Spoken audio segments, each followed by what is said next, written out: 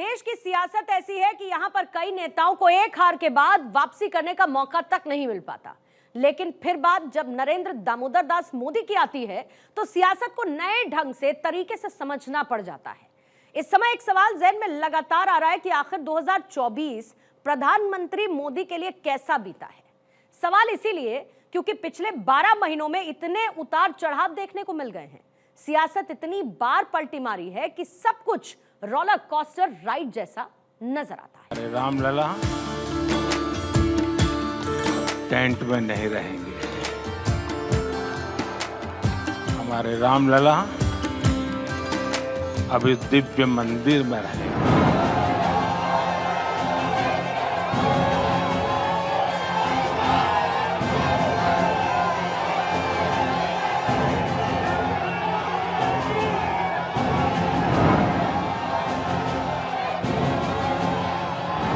मोदी है तो मुमकिन है, आज मोदी है तो मुमकिन है, ये केवल भारत का नारा नहीं बल्कि वैश्विक नारा बन चुका है।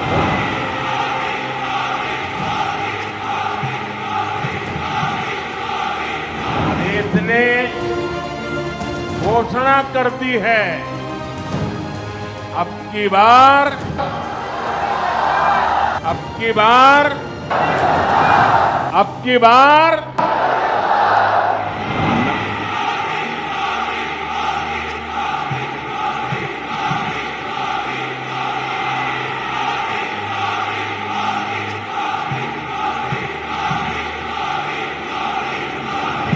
ऐसे पावन दिन हरियाणा में तीसरी बार लगातार कमल खिला है।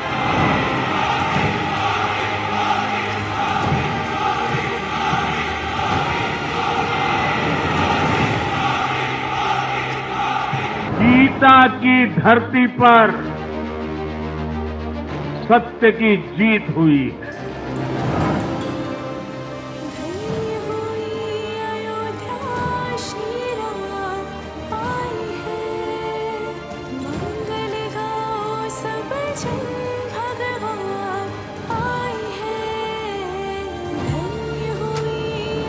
ये सनातन संस्कृति का सबसे बड़ा मेला था।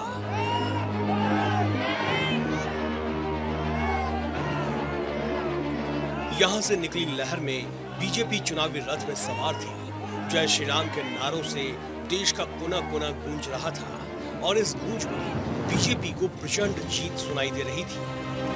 सियावर रामचंद्र की जय, सियावर रामचंद्र की। इस साल की शुरुआत प्रधानमंत्री मोदी के लिए राम मंदिर के प्राण प्रतिष्ठा कार्यक्रम से हुई थी।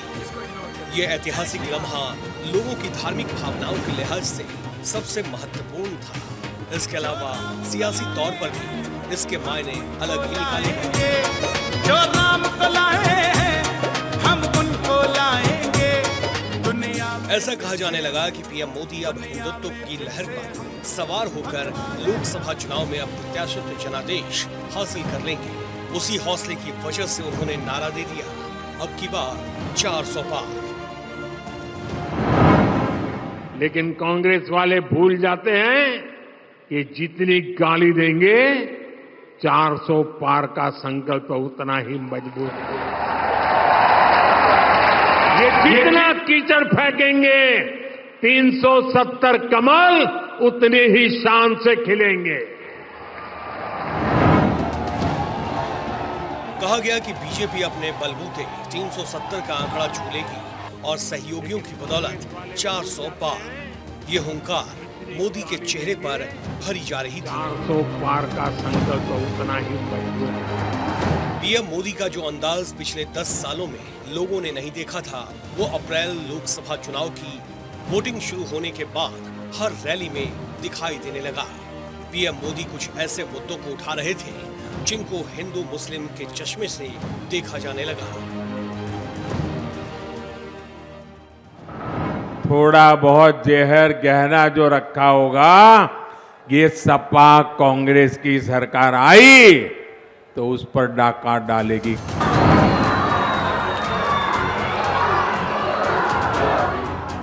इंडिया अलायंस को अपने वोट बैंक की गुलामी करनी है तो करें, उनको वहां जाके मुजरा करना है तो भी करें।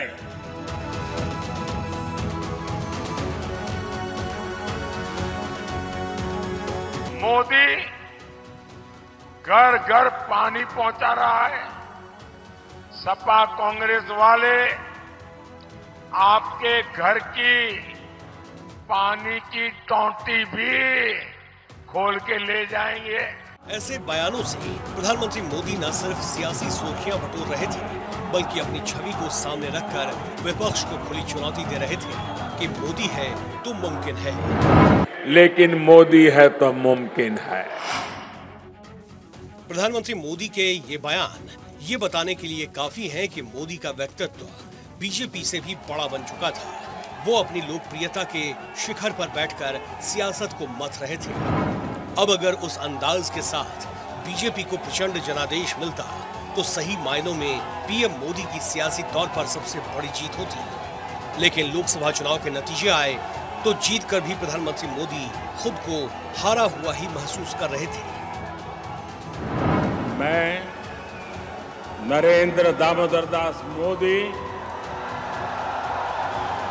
उसका कारण ये था कि नारा 400 पार का दिया, लेकिन खाते में सिर्फ 240 सीटें आई। तीसरी बार केंद्र में सरकार तो बनाई, पर मोदी सरकार की जगह एनडीए सरकार ने ले ली। फिर एक बार, फिर एक बार, फिर एक बार, तीसरी बार मोदी सरकार। मैं नरेंद्र दामोदर दास मोदी। फिर बोले एनडीए सरकार की बार एनडीए सरकार। ये बदलाव इसलिए दिखाई दिया क्योंकि बीजेपी को पूर्ण बहुमत जनता ने नहीं दिया। आज अगर मोदी सरकार को संभाले रखने में नीतीश कुमार ने एक कांधा पकड़ रखा है, तो दूसरी तरफ चंद्रबाबू नायडू, जिस पर विपक्ष अक्सर तंज करता है कि ये वैशाखी वाली सरकार है। तुम्हारी खुद की सरकार नहीं है, दो पैर लगा लिए हैं, एक टीडीपी की पैर, दूसरा ये नीतीश का पैर, दो पैरों में ठहरे हैं ये। खैर, ये चर्चा लोकसभा चुनाव के बाद आम रही है, क्योंकि पीएम मोदी खुद के लिए और बीजेपी के लिए जो टारगेट फिक्स किया था, वो न मिलने से विपक्ष उसमें खुद की मोरल विक्ट्री देख रहा था। सबसे बड़ा बदलाव राजनीतिक गलियारों में आया। जो कांग्रेस 2019 में आधी सीटों पर खड़ी थी, वो कांग्रेस दोगुनी सीटों के साथ सामने थी। सोचिए, कांग्रेस तीसरे कार्यकाल में हार चुकी थी, लेकिन ऐसा लग रहा था जैसे कांग्रेस के सामने चुनौतियां कम और बीजेपी के सामने ज्यादा है।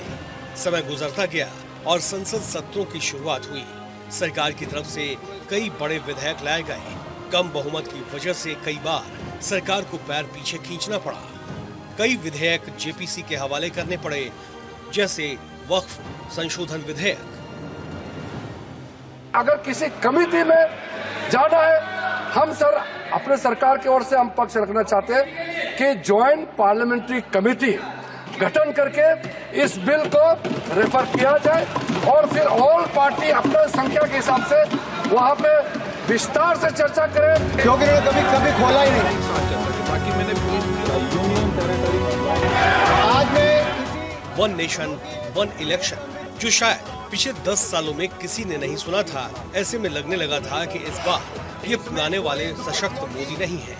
लेकिन फिर सियासत ने बीजेपी और पीएम मोदी को पासा पलटने का मौका दे दिया। दस्तक दिया हरियाणा विधानसभा चुनाव ने।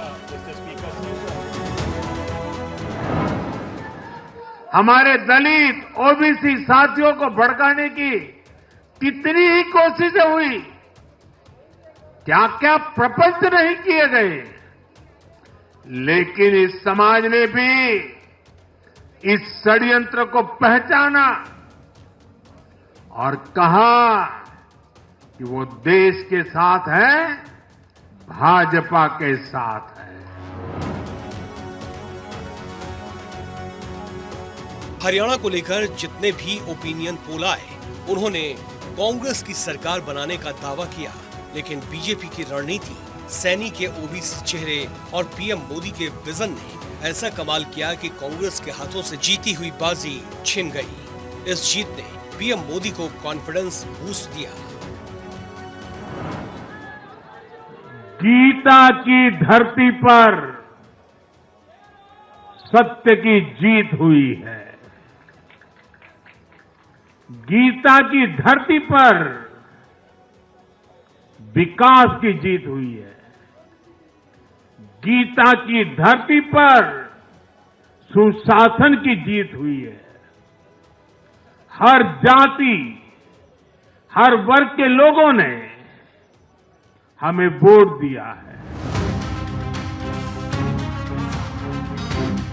हरियाणा में मिली जीत ने बीजेपी को एक बार फिर से चुनावी मोर्चे पर जीत का स्वाद चखा दिया। कार्यकर्ताओं का प्रधानमंत्री मोदी ने हौसला बढ़ाया तो बीजेपी एक बार फिर अपने कार्यकर्ता के दम पर चुनावी तैयारी में जुट गई।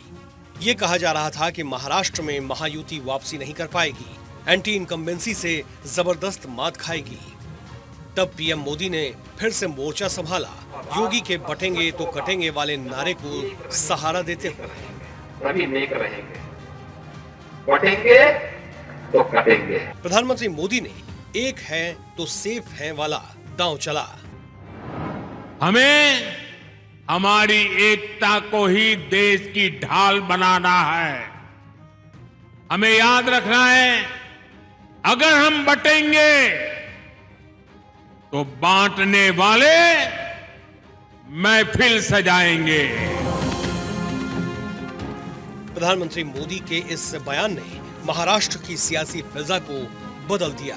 महाराष्ट्र में विरोधियों को पता भी नहीं चला कब उनके पैरों के तले से सियासी जमीन खिसक गई। बीजेपी के साथ एक बार फिर से मतदाता जुड़ा। ऐतिहासिक जनादेश महायुति को मिला। सीटों का आंकड़ा 200 पार चला गया। इस जीत ने पीएम मोदी का विश्वास सातवें आसमान पर ला दिया।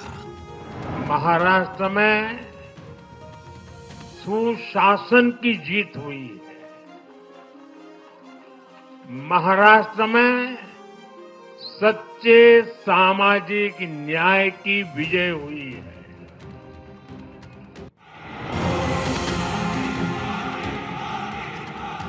इस जीत ने लोकसभा में प्रधानमंत्री मोदी को मिली मॉरल हार को जीत में कन्वर्ट किया।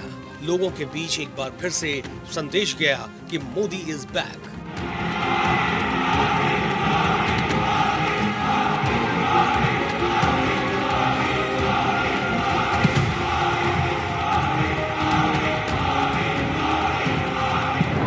कहा जा रहा है कि प्रधानमंत्री मोदी ने लोकसभा में लगे झटके से सीख लेते हुए ज्यादा मेहनत की और उन्हें वापसी करने का बड़ा मौका मिल गया।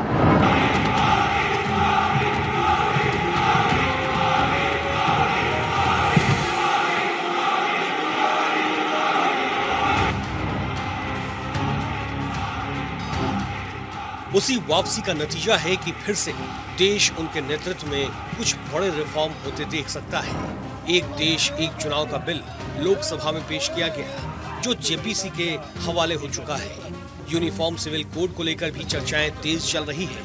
यानी कि लोकसभा का झटका, विधानसभा चुनाव में जीत की खुशी ने प्रधानमंत्री मोदी को जबरदस्त विश्वास दिया है।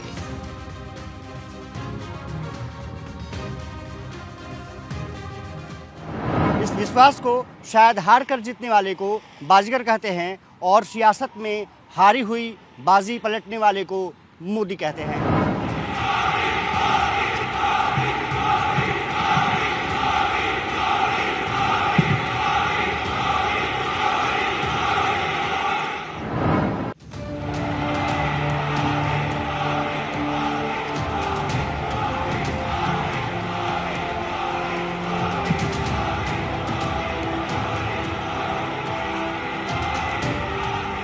अब इसे मोदी का चमत्कार कहिए या फिर जनता के बीच उनका विश्वास, जो न सिर्फ अद्भुत है बल्कि अविश्वसनीय भी है। क्योंकि जब जब मोदी के खिलाफ अविश्वास का बिगुल बजाया तब तब प्रधानमंत्री मोदी ने सबको चौंकाया है।